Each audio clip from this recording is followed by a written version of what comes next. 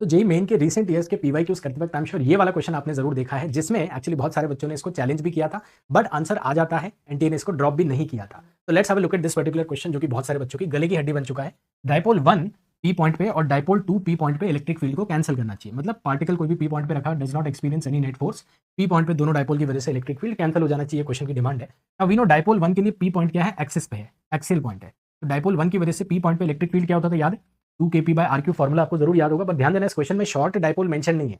मतलब जो हम 2 kp by r cube assumption से लेके आते हैं वो फॉर्मूला ना लगा के आपको डायपोल 1 की वजह से जो E1 आता है विच is kp by r minus a का डिस्टेंस, r प्लस a का डिस्टेंस, याद है आपको कैसे डिराइव करते थे हम एक्सियल पॉइंट का फॉर्मूला। तो 2 kp r by r square minus a square to the whole square, जिसमें भी अगर आप r much greater than a लगाएंगे तो 2 kp by r cube form बन जाती है। बट द पॉइंट इस क्वेश्चन में शॉर्ट डायपोल मेंशन नहीं है, मतलब अजम्पशन के बिना ये वाला क्वेश्चन करना है। तो 2 kp r ये वाला formula, electric field due to dipole 1 at p point, axial point है तो वो डायपोल की डायरेक्शन है। सिमिलरली डायपोल 2 की वजह से जो कि पी पॉइंट एक इक्वेटोरियल पॉइंट हो जाता है, याद है, पॉजिटिव चार्ज की वजह से इस डायरेक्शन में इलेक्ट्रिक फील्ड, नेगेटिव चार्ज की वजह से इस डायरेक्शन में electric field, let's call it E, दोनों मिला के दोनों का हॉरिजॉन्टल कंपोनेंट है ना, या जो कि इक्वेटोरियल कंपोनेंट है, जो कि डायपोल मोमेंट के ऑपोजिट डायरेक्शन में होता था, याद है कितना आता था, 2e cos थीटा करके अपन निकालते थे, which is kp by r square plus a square to the power 3/2।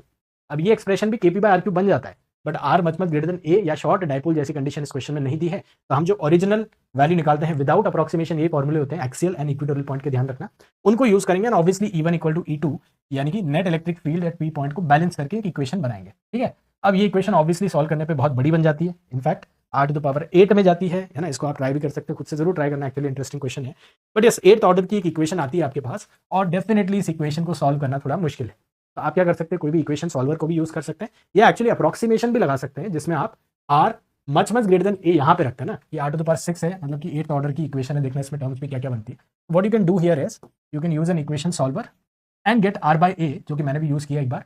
तो प्लस माइनस 0.3353 इस तरह की एक टर्म आती है, अप्रोक्सीमेट आंसर है, मतलब आपको कोई इंटीग्रल आंसर इसमें एक्चुअली नहीं आता है। बट ऑप्शंस भी एक्चुअली बहुत फार है, 20 10 बहुत दूर दूर ऑप्शंस है, तो आप इसको यूज कर सकते हैं। एंड 0.33 का इन्वर्स यानी कि 3 के आसपास ये आंसर आता है।